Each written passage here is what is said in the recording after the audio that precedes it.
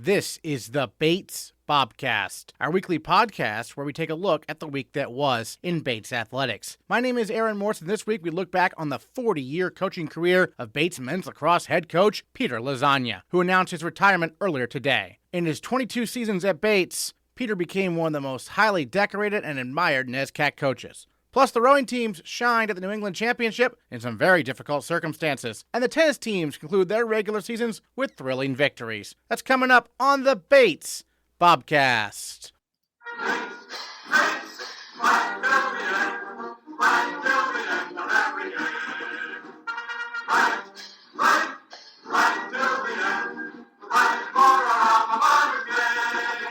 The women's rowing team took home the points title Saturday at the New England Rowing Championship, outscoring runner-up Wellesley by nearly 20 points. The second and third Varsity 8s both won their respective grand finals, while the first Varsity 8 finished runner-up to Wellesley by less than a second in its grand final. Sophomore stroke Genesis Bussey rose for the 2V, and she joins the Bobcast as our female Bobcat of the week. You're a sophomore now. Tell me a little bit about when you were in high school. What kind of made Bates the place for you? I was just always super passionate about rowing, and I was also super passionate about academics. And so I wanted to sort of find a place where I can do both, and I don't have to choose between my academic or my athletic success. And I immediately knew that was I was going to find that at a Division III program. And I looked at a lot of D3 schools, but I visited Bates, and I just immediately fell in love with the team and the academic environment and just everything about it. So you mentioned you were passionate about rowing. When did you start rowing growing up? I actually took my first learn to row class in the 8th grade. I rowed on the Hudson River at this program called Row New York. It was this program that basically helped inner city kids find their connection to rowing. But then once I spent a year there, I realized that I really was more passionate about the sport, and I wanted to go to a more competitive program. So then I went to a club team that I rowed there all throughout high school. So you're from New York City? Yes, I am. Nice. So what was it like growing up there? Really awesome. I think I just generally love cities. I think I'm more of an independent type of person, so I like being able to find my own transportation places and just kind of like scavenging through the streets sort of is like my kind of MO. And so coming up to Maine, had you been to Maine before? I had not. So what was the experience like transitioning from the big city to Lewiston here? I would say it was definitely weird at first because I do not have my license, and everyone here seems to know how to drive. So going to Walmart or going to I was always used to either taking the bus or walking, and even Walmart's a bit of a far walk across the highway. So it was just like, I guess it was hard I was just so used to just going places whenever I wanted to. But it was nice. It's nice to kind of have a different environment, nice to just be in different, out of your comfort zone. So when you picked up rowing, what made you really want to stick with it? Like what do you enjoy most about it? I think I really liked, first, rowing is just a very unique sport within itself that it just makes you a better person. And I think I've gained a lot of character traits and just a lot of characteristics based on this sport. But I think it was the drive and the team aspect of it. I just really loved that everyone sort of worked together, and it wasn't, because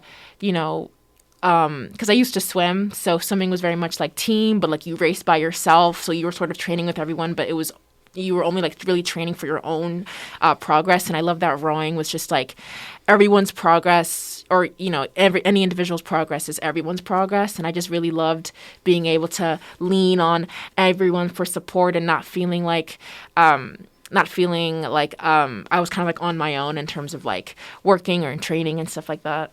Great. And then obviously last year as a first year, an interesting, I'm sure, adjustment to college because it was like unlike any other incoming year, right, with COVID and everything. And so I'm thinking this year's probably been a lot better. I mean, just in terms of having a regular normal season kind of, right? Yeah, no, this year is so much better. I think last year everything was just weird because obviously of COVID. But I think this year everyone is really feeling the team aspect of the sport. I feel like last year everyone was really confused and they kind of looked to upperclassmen, but the upperclassmen didn't really know what was going on either. Right. So everyone was just kind of like in the state of like, oh, I don't know what's going on. And so I feel like this year we are still, navigating it all together, but it's more together. Last year, because of like, the rules and how many people can be in a room together, it was kind of like hard because we had to be like in separate little groups, but now we can really be a team, and I get to see everyone on the team every day, which is just, we're so lucky, and I'm so grateful for that. But yeah. So what's the team like? I mean, dynamic wise, you're in the second varsity 8, but obviously it's a big roster overall. Yeah. I think I just love the togetherness. I feel like I get to see everyone. I get to talk to everyone. Everyone is just so nice, and they're just so inclusive. Honestly, I'm so happy to be a part of this program because it genuinely does not matter where you sit in a boat. Everyone is working together. Everyone is doing the same amount of work. And definitely in the winter, I was at first kind of sad because we would be on the water, and I thought that would change because I haven't experienced a winter season here before. But it was actually like I really enjoyed it because everyone was doing the same amount of work together, and I think that's what makes our program so unique is that everyone is doing everything together, and I think that's what makes us, a really good team. Were you on the trip to San Diego to start the year? I was, yes. What was that trip like for you? It was super cool. I had been to San Diego in high school, but that was with sculling and a smaller team. But this team, we were extremely lucky to get to go to San Diego and have 3/8 for the women's team and 6/8 across. Yeah. So I think it was really awesome. The warm weather was really nice, but I think it really set us up for this season. And so was your high school program, your club, was it 4s? Was it 8s? How'd that go kind of? And was 8s a transition for you at Bates? Or? Yeah. So my high school team was a lot of sculling. We weren't a big team, and we also didn't really do 8s as much. So we mostly sculled. So it wasn't a big transition because I did know how to sweep in high school. But I think I hadn't really had the whole like boat chemistry. I feel like the boat chemistry is a lot different, and the boat feel is a lot different in terms of quads and 8s. Quads are just so much more faster because there's just, there's twice the amount of oars and, but I think I really transitioned to loving 8s a lot better. And so you mentioned it doesn't matter what seat you're in, but you have been in the stroke seat all year at the 2B. So what's that like compared to maybe other spots in the boat, perhaps? Yeah, I think stroke seat is it's a very special seat, and it's very unique and different because I feel like you get to just feel everything in that seat. You get to feel, I feel like I can just close my eyes and I would know where everyone was at. You could just feel the boat feel. You can just feel the power. And I honestly, stroke seat is a thinking seat. It's very much, you have to think and you have to go off of what other people are telling you. And I love that. I love having to think about every single stroke. I love having to think about what feels good for the boat. I hadn't really been a stroke seat like this much before, so I really loved getting feedback from my teammates, and I think it really helped. And the 2V, of course, got the first place spot there at New England's, helping the women win the points title there. And take us through that grand final. I believe you got first, and I think Williams was the runner-up, right? Yes. Yeah. Williams was 2 seconds off of us. Yeah. But it was a really great race. I think we had last week was our speed week. We had like doubles every day, which I think was really key in us getting as much speed as we were able to. I feel like we've been doing a lot of drill work and a lot of things to help us gain a lot of speed, and I think we really showed that in the grand final. I also think as a 2V, as a boat, kind of made the collective decision to just throw it all out there. I think when we got, we obviously believed in ourselves, but nothing is, guaranteed. So we were just, we made the collective decision as a boat to just flip the switch and go and give it all out there because we never know when we get a chance to roll like that again. Great. And then NIRC's coming up this weekend. I mean, it's probably a pretty similar regatta just because it's the same location, right? Yeah. We're going to be running at the same place, but it's going to be a couple more NESCAC teams because it's also NESCAC champions within itself. So, in terms of what's the practice schedule like this week? What are you guys doing? A lot of doubles, I would say. But we're gonna take advantage of this short-term period because not a lot of schools have short-term the same time that we do. So, we're just gonna take advantage, and every time that we get to get on the water, we're gonna be grateful and we're gonna take advantage of it. Great. Well, Genesis, thank you so much for joining us on the Bobcast. Really appreciate it. Of course. Thank you so much for having me. On the men's side, the Bobcats overcame a rash of illnesses to send 2 boats to the New England Championship. Despite makeshift crews that had never rowed together before, both boats qualified for their grand finals, each finishing a respectable 5th. Male Bobcat of the Week and senior captain Steven Sparks breaks down all the changes the team had to make including one he himself had to adjust to in the first Varsity 8 boat. Well, Stephen, I understand there were 19 men's rowers who unfortunately could not compete this weekend because of illness. How did you guys adjust? It was honestly just trusting the guys that coach puts in the boat, but it was a little bit of a scramble. We lost a guy literally right before we got on the bus. So arriving at the race course, we had no idea what the lineups were going to be. But I think we have enough experience and depth, and we showed it this weekend that we could, adjust on the fly and deal with whatever lineups we got. It's so important to, move cohesively as a unit. And so when there's new guys coming in at the last minute, what adjustments need to be made, if at all? Yeah, so typically when everyone's healthy, the 1V's stroke per minute is around 38 for our racing. And adjusting with different people in the boat, it can go up or down depending on who you add.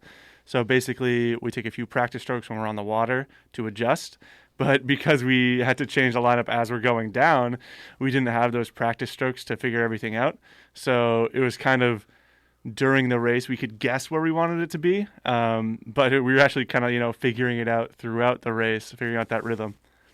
Tell us about the first-year coxswain who stepped up to be the 1V coxswain this weekend. Yeah, so Rowan Koide, she's a first year, normally in the third varsity, but totally stepped up. I think the biggest thing for us as the rowers was to give her the confidence and put our trust in her.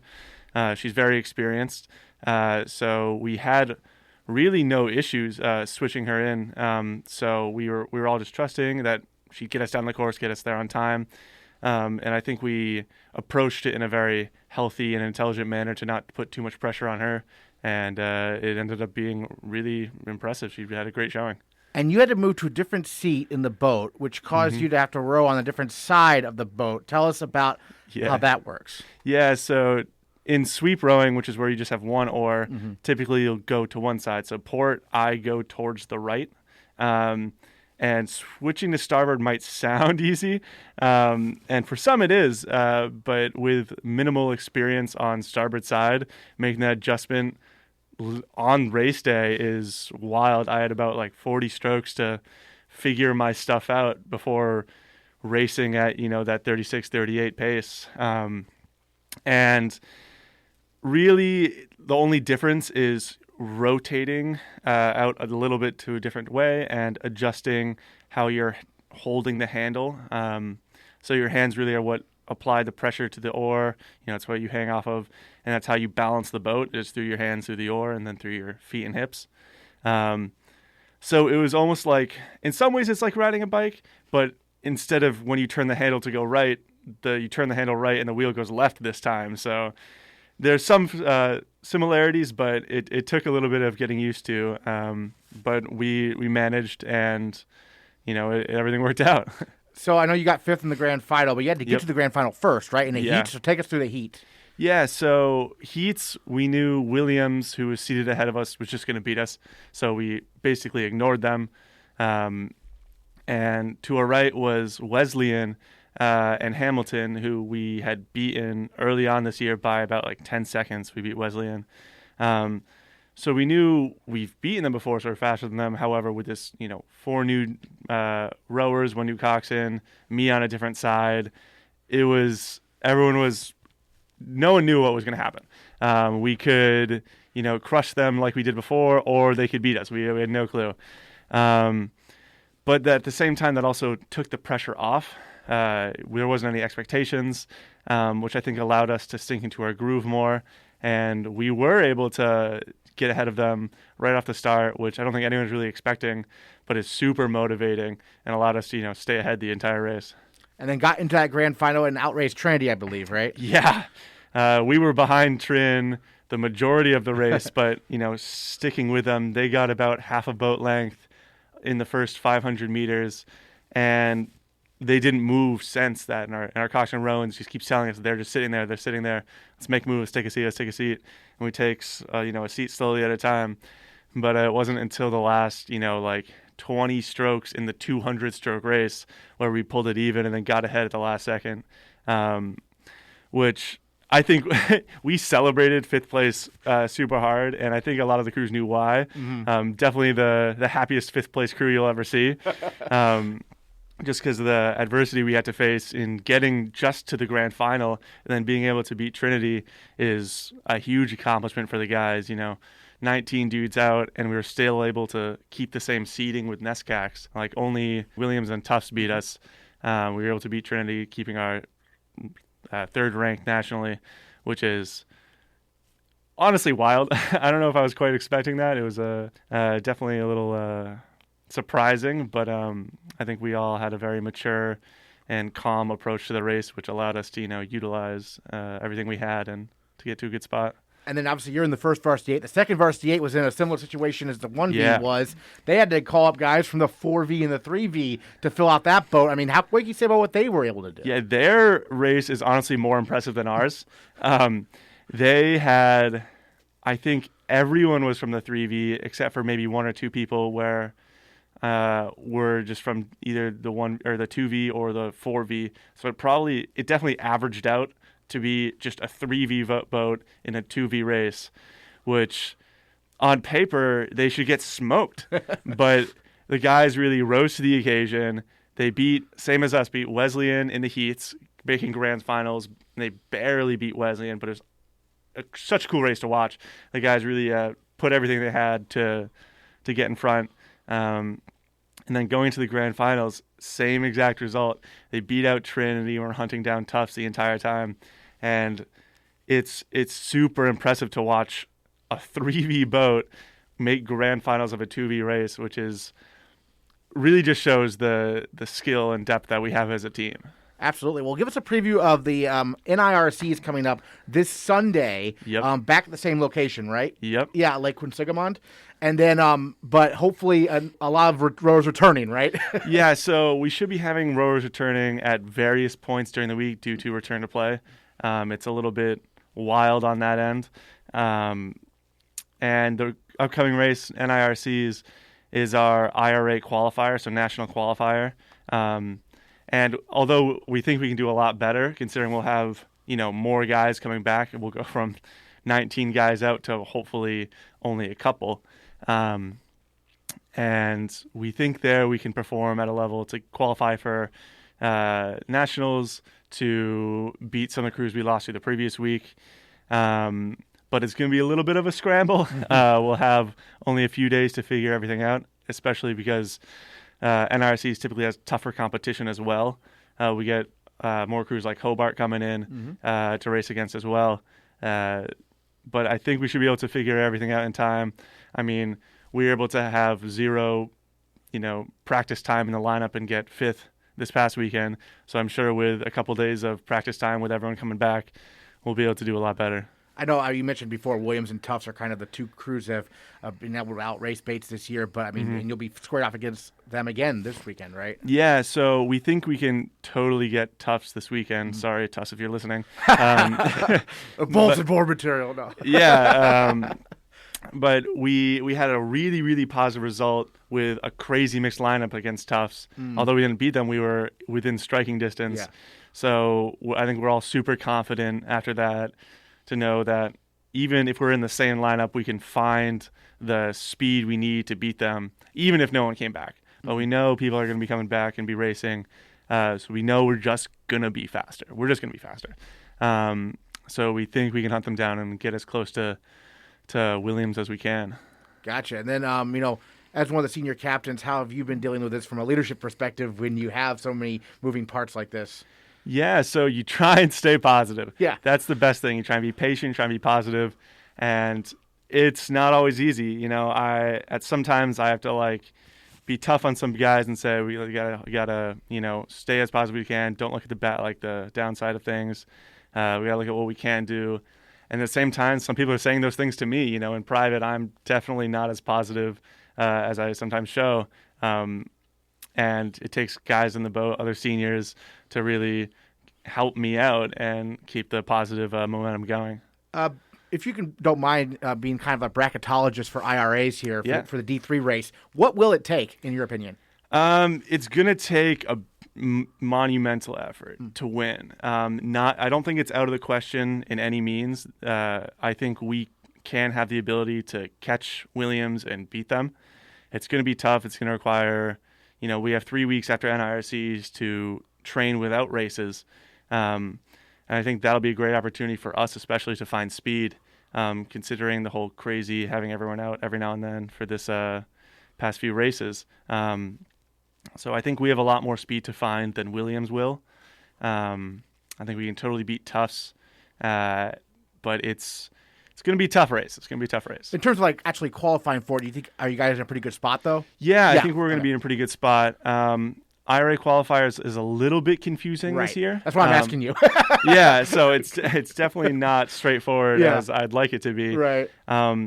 We believe at the bare minimum we have to be top 2 NESCACs, and there should be some at-large bids. Right. So if we're fast if we race next weekend and Tufts happens to beat us and Williams happens to beat us, if we're close enough, we should be able to still go. And with those 3 weeks of training, we believe, we can get that extra speed. However, we're still shooting for those top 2 spots so that we don't have to worry about those being close enough, basically. Gotcha. Well, that makes sense. So we'll keep an eye out for that, certainly. Yeah. So it should be interesting in IRCs. You've raced there before. I mean, it's been a couple years, I guess. Your first year, I guess, when you last raced there. But what do you remember the experience being like, compared to New England? Is it pretty similar? Or I think this year will be pretty similar. In past years, there were a lot of crews that didn't go. So my freshman year, we didn't race against Holy Cross, MIT, who were there this year, who are tough competition. So really, we're only adding Hobart to the race. Okay. So it goes from basically a 6 tough crews to 7. But with the increased speed that we're going to find this week, I'm not too worried. That being said, it is the qualifier, so we do need to show up, we do need to perform, and, get as far ahead as we can. Great. Well, any other thoughts you wanted to share on New England we haven't got to talk about yet? I'm just super proud of the guys for being able to step up in this crazy situation, perform at a really high level despite all the adversity we're facing. Obviously, the women had a really good day, but I think in some ways we were just as successful finding speed that was running deep within our program and just doing well under these wacky circumstances. All right, Steve. Well, thank you so much for joining us on the Bobcast. I'm looking forward to what you guys can do a little bit healthier here this upcoming Sunday. Yeah, thank you. On the tennis courts, the Bates women's team qualified for the NESCAC tournament for the first time since it moved to a seeded format with a 5-4 win over Hamilton Sunday at the Wallach Tennis Center. Senior captain Sydney Byrnes clinched the win for Bates at number 6 singles. She and fellow senior captain Anna Rozin joined the Bobcast to look back on the win over the Continentals and to look forward to the NESCAC tournament. Well, we got our senior captains here on the Bobcast for women's tennis. Anna Rozin, Sydney Byrnes joining us. And what an exciting match Sunday. I mean, Sydney, let's start with you. You got to get the clincher there against Hamilton. Take us through your match. Yeah, it was such an exciting match. Lots of emotion. I won the first set 6-2, and then I was down in the second set 5-3, and then looking over at everyone, it gave me such more motivation to just win the second set. And I won 7-5. It was just such an exciting match, and we knew going in that it was going to be a tight match, but we didn't really know how tight it was. It was just really exciting. Did you know that if you won, you'd clinch it, or did you find out after?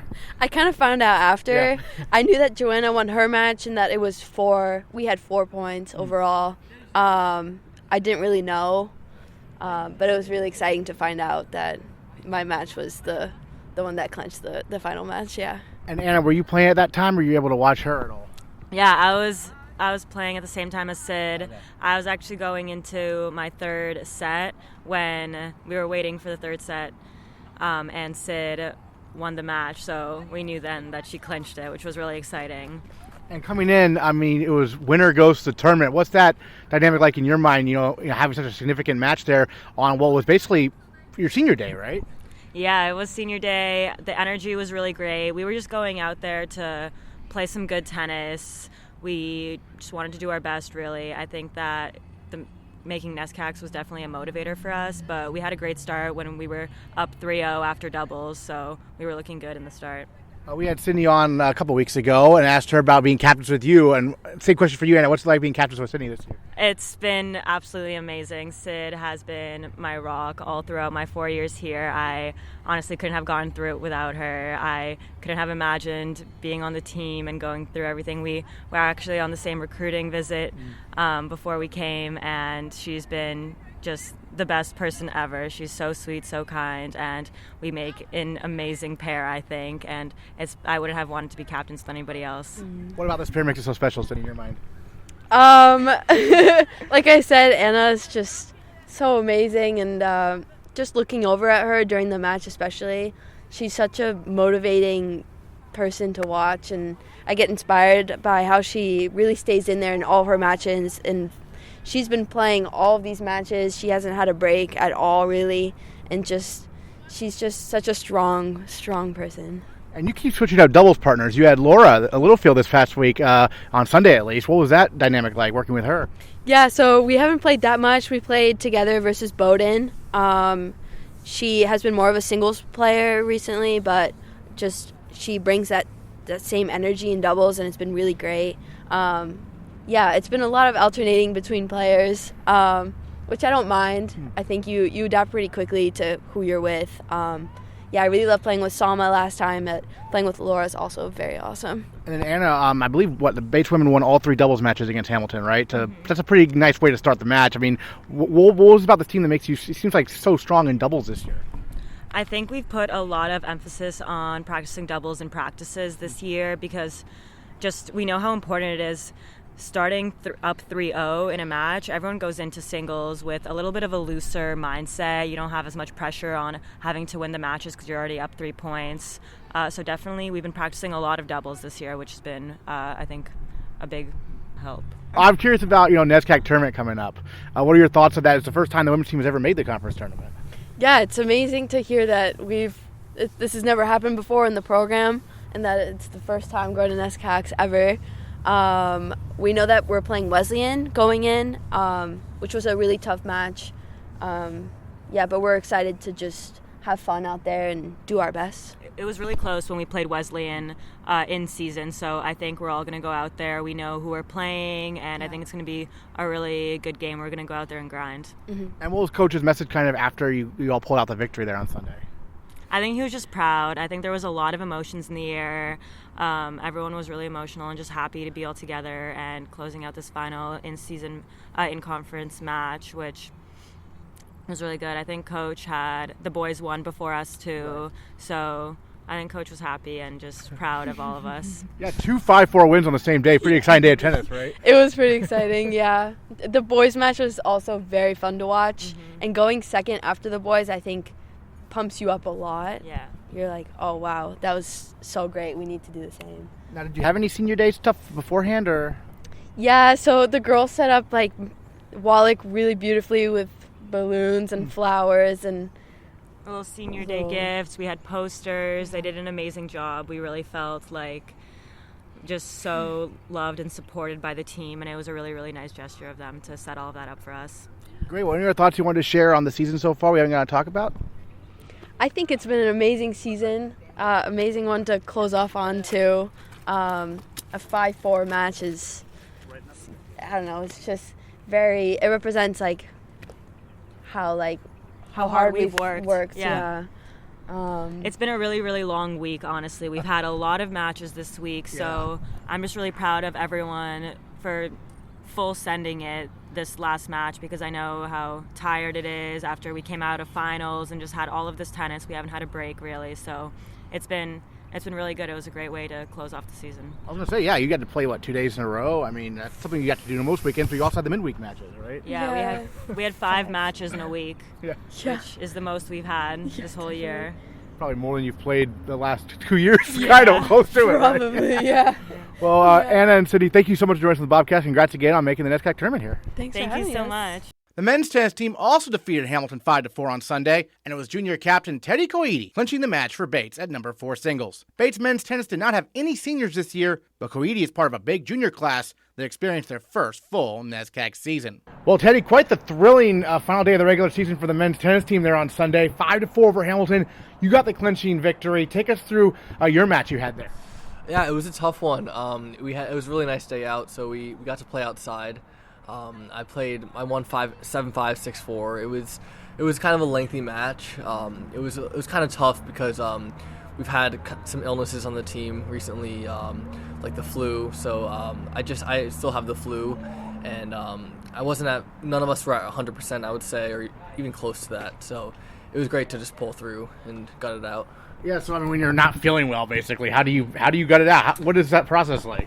It was a battle. It was definitely one of the hardest things I've done in tennis. Our assistant coach Elliot Potvin was on the court talking to me and saying, like, you got to be telling yourself that you're so tough. You're crazy. You're an animal. Like, he's like, you just really got to believe and just gut it out. So were you doing that kind of like, you're tough, you got this, you got this? I was kind of just repeating in my head, like, this is our last match. It's the last match of the season. I got to give everything I have. And being captain, like Nick Forrester, he also had the flu. Also, he had 102-degree fever the day before, and we missed our Bowdoin match. And we were watching us play Bowdoin, and we were like really wanted to be out on the court. So we were like, yeah, we're gonna play tomorrow.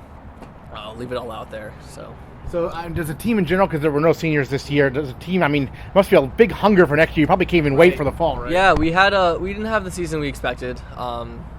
We had some setbacks at the very beginning of the season, and we didn't get as many wins as we wanted to, but we have a lot to build off of for next year. We're not losing anybody on the team, so that's something we talked about a lot. It was cool to see some of the younger guys get an opportunity out there, like Paul Zhao. He played pretty well, didn't he? Yeah, Paul's he's had some experience in doubles. In Florida, he played for a bit in doubles, but a lot of the freshmen had to step up, and underclassmen. Yeah. And so, over the investment season, as Paul calls it, right, throughout the summer, what's going to be your approach to things? So I think something we talked about directly after the match was just like not being set back, just like building off what we have right now. Getting a lot of match play in over the summer and in short term, like doing a lot of runs, a lot of lifts, just getting stronger, but really getting that like competitive mindset. So we like entering the fall, like we don't need to be training to get back to where we are right now. Just in terms of, the NESCAC, and this was basically your first real season of experiencing the NESCAC in terms of tennis. So how would you evaluate kind of the competition you faced? It was about as expected. I know that the NESCAC is pretty elite for tennis in the D3 world. So when I was being recruited, I looked around the NESCACs, and I know how good some of the teams are, but basically we kind of thought that's like our afterthought was that no team really scared us. Like, there was no team that really thought that was much better than us. Like, we had losses, but we weren't like swept off the court, I feel like. Well, yeah, there were some really close ones, I know. You had some 3-set battles, I'm sure, right? Yeah, and something that we think that is a big strength of ours is our doubles play. And we were talking about it. Nick and I were talking how there's no team out there that the doubles like were better than us. We think we have the best doubles in the NESCAC.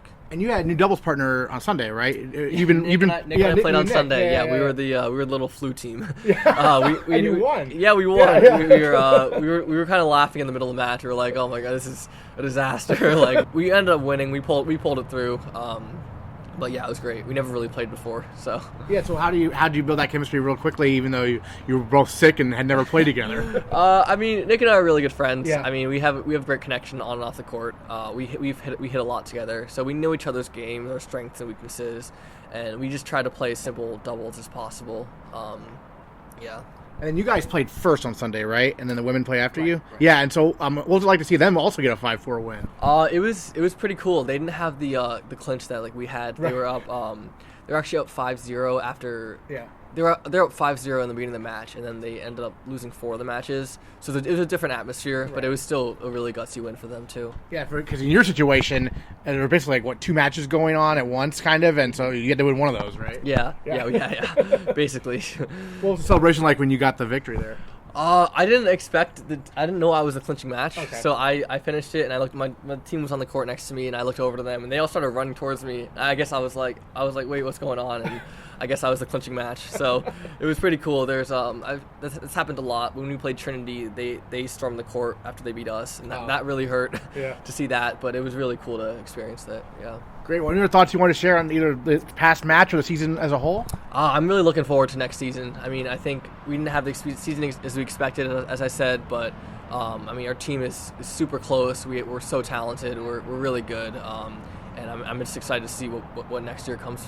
Junior captain, soon to be senior captain, Teddy Koide. Thanks so much. Yeah, thank you very much. On Tuesday, longtime Bates men's lacrosse head coach Peter Lasagna announced his retirement after 22 years as a Bobcat. Including assistant and head coaching stints at his alma mater, Brown University, he's coached men's lacrosse for 40 years. And he took the Bobcats to new heights in 2017 when Bates became the first and so far only team to go 10-0 in NESCAC play, rising at one point to number 1 in the nation. He also made a huge impact off the field, making sure his players were active in the Lewiston Auburn community. And today, Peter Lasagna joins the Bobcast. Well, Peter, first of all, I mean, 22 years here at Bates. I just wanted to know, how have you seen things stay the same or perhaps change over those 22 years during your time here as a Bobcat?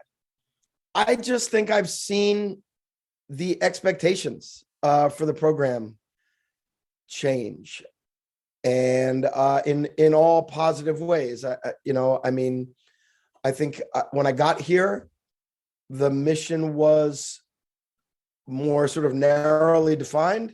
Let's beat some NESCAC teams that we've never beaten before.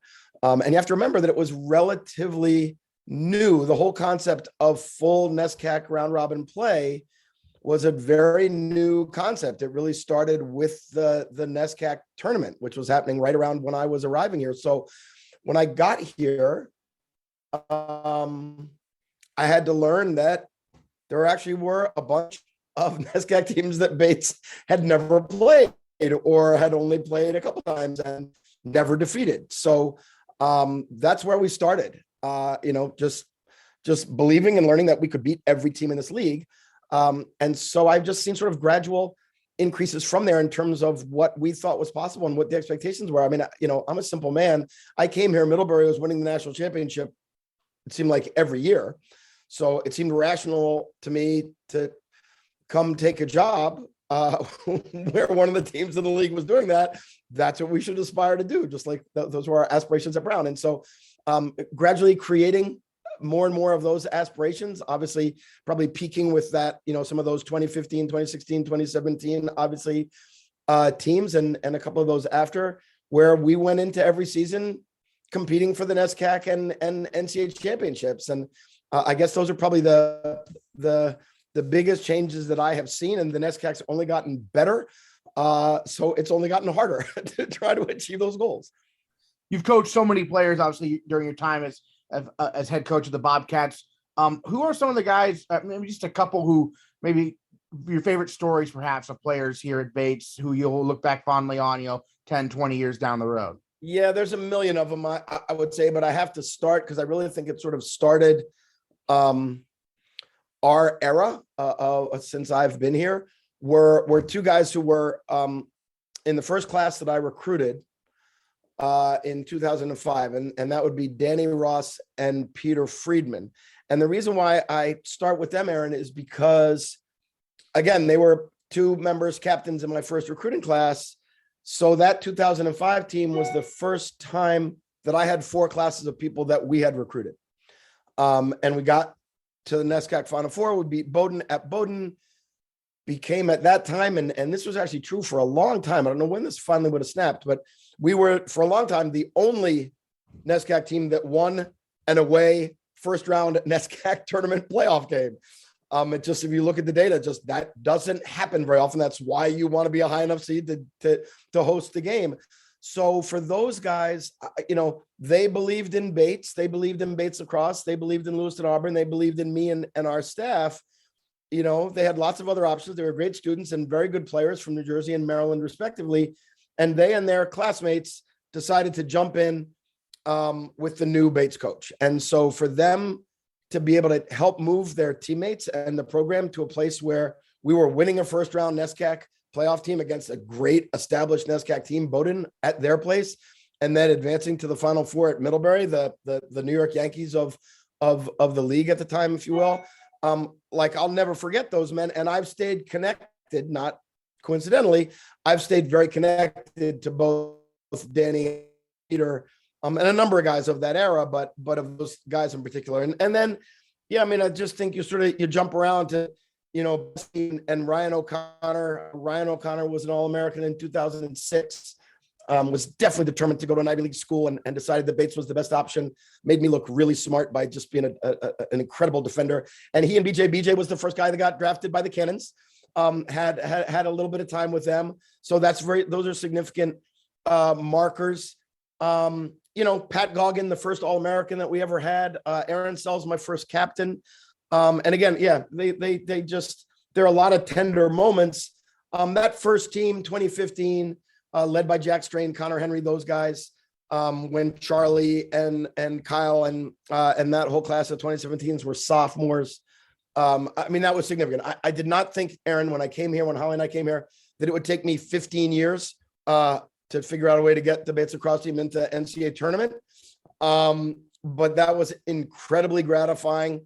Those home playoff games, winning NCAA playoff games on Garcelon Field. I mean, Jack Allard, everything that he did for us. I was going through all this stuff recently, as you tend to do at this time of life, and realized, wow, Jack Allard led us in scoring, I don't know, 3 years in a row, 4 years in a row, this skinny little guy from Ridgewood.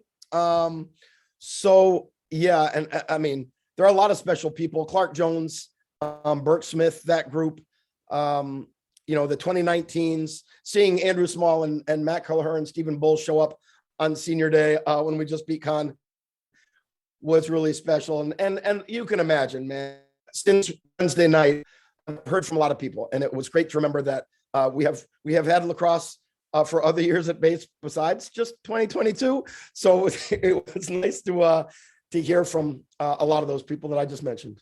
Well, you touched on the 2017 team. I mean, that team remains, I believe, right, the only NESCAC team to go through the regular season 10-0. I mean, what made that season so special? What made that team so special? Obviously, I know the All-Americans helped certainly with that, right?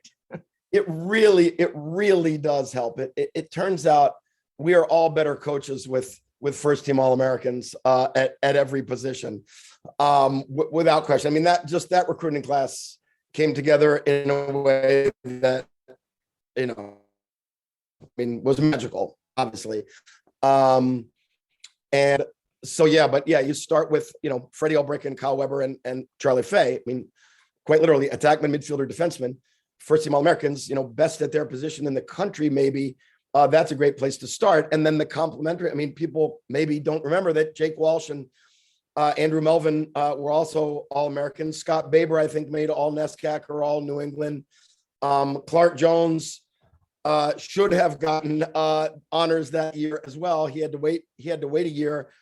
But yeah, those were just grown men who came into here extraordinary athletes. I had nothing to do with that. That was them and their parents.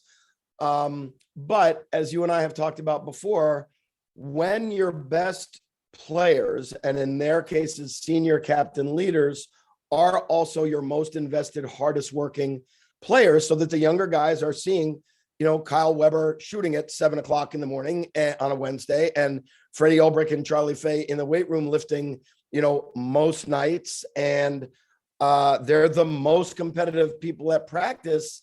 When your best players are your most competitive and hardest working people, and they're incredibly talented, really good stuff happens, and I forget, Aaron, and I think maybe many of us forget because he wasn't an All-American.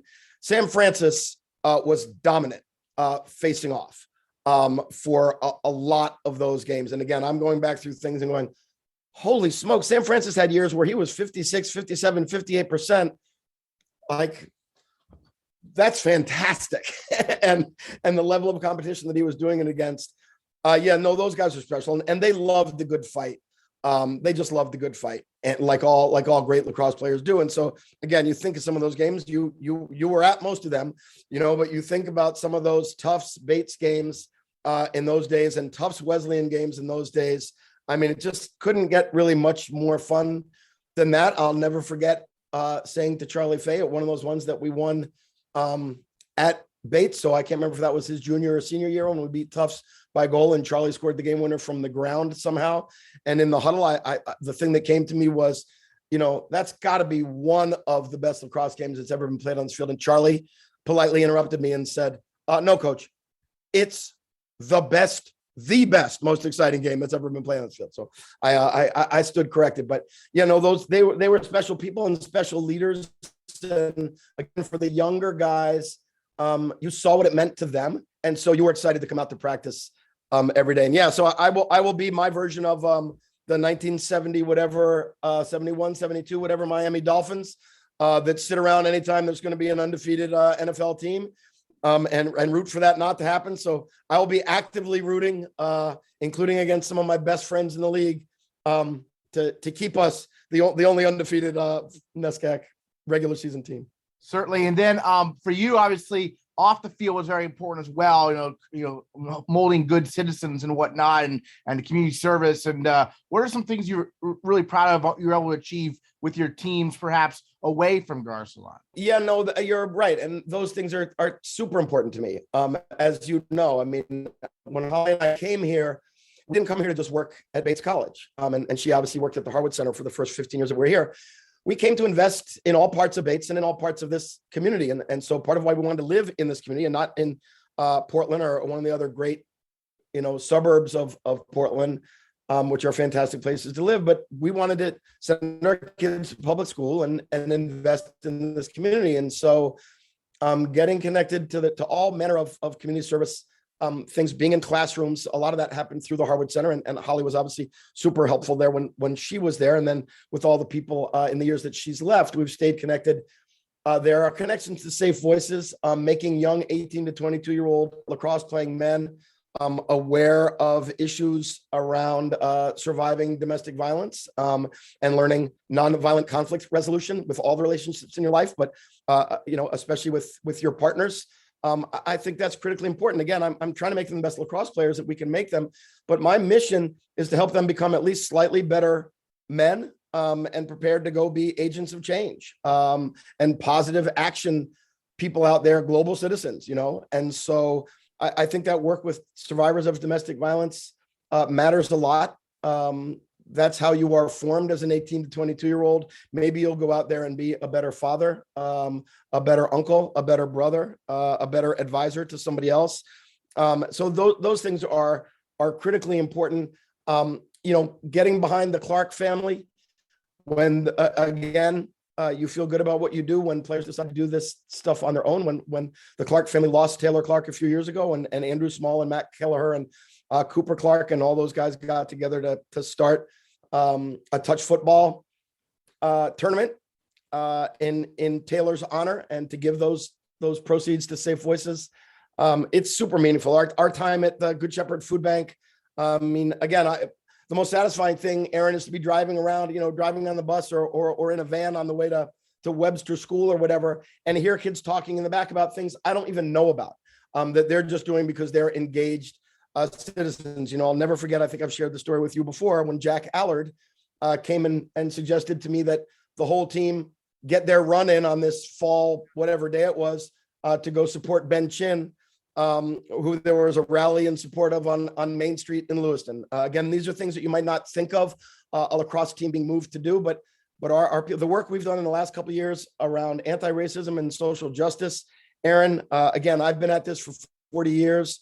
I've never seen lacrosse players have the conversations that these young men have had and that they have initiated. It's incredibly meaningful. It's way beyond just winning and losing games for sure. And I'm really proud of the fact that we leave here, I think, with maybe the most diverse men's lacrosse team, certainly in the NESCAC, maybe in all of Division III, but maybe across all three divisions. And again, if you ask me things that I am proud of that we've accomplished here, those are some of the things that I'm really proud of that are going to outlast me. That's who these young men are, right? And they're attracted to Bates and attracted to Bates lacrosse because we say those things matter in the recruiting. So those things will all outlast me. So what's next for you, Coach? Well, Aaron, I am trying to, after 40 years of barely being in charge of my own daily schedule, happily, happily having my daily schedule dictated by this game that I've always tried to honor. So one of the most important things to me, Aaron, through all this work, whether it was as a lowly assistant starting off at Brown University with Coach Starja and all the other great, and that's the other thing I want to just mention is how, of course, I've been fortunate to coach a bunch of the best players in the world and in the history of both Brown and Bates Lacrosse. Thank you all for your commitment and for making me look smarter than I am. But I've also gotten to work with just extraordinary assistant coaches and compete against a bunch of the best people who have ever coached this game. So I've had an incredibly, who gets to do what they love to do for 40 years, uninterrupted? Not many people. So I'm incredibly grateful for that. This game literally got into me when I was 6 years old. I don't predict that it will let go. I will find ways to stay connected. I have an opportunity perhaps to work with Corey Hinton, who has been working for a number of years. He does a number of things with indigenous tribes in Maine. I can't imagine many more fun retirement things to try to jump into than that. So I'm going to enjoy being with my wife. I've given 40 years of my life to other people's children and to the game, again, happily and joyfully. But it's time for me to start giving some of that time back to Holly, who so graciously gave hers up with Deacon and Carmen for all this time. So there's no end to what we're going to do. It's pretty fun to wake up and go, who that we love most do we want to see today? And where in the country and the world do we want to be? And again, how can I stay connected to lacrosse in as many ways as I can without being the coach at Bates? So there's plenty of needs out there in the world. Aaron, I think as well that Holly and I have some skills that maybe we can help with and help lift some people up. So I'm really excited about. It is bittersweet, certainly, to see this, what's been 40 years of my life, this part of it end. But we're really excited about the next chapters as well. All right, Peter Lasagna, thank you so much for joining us on the Bobcast, and congrats again on retirement. Thank you, Aaron. I hope we have created some special Bates Lacrosse memories for you as well. You've been right in the middle of many of the best. So thank you for all of your work covering and promoting us. In other Bates athletics news this week, a pair of women's track and field athletes claimed all NESCAC honors for top 3 finishes at Saturday's NESCAC championships. Junior Jill Richardson took third in the 10,000 meters, and senior captain Amanda Kaufman ran her best non-win 100-meter hurdles ever, taking third place as well. Meanwhile, the baseball team held senior day at Leahy Field, and the Bobcats split a doubleheader with rival Bowdoin. And the softball team wrapped up its year with a doubleheader split Monday at Southern Maine. A reminder, you can keep up with all your favorite teams at GoBatesBobcats.com and on the Bates Bobcats mobile app. And we'll catch you next time on the Bates Bobcast. Bates, my champion.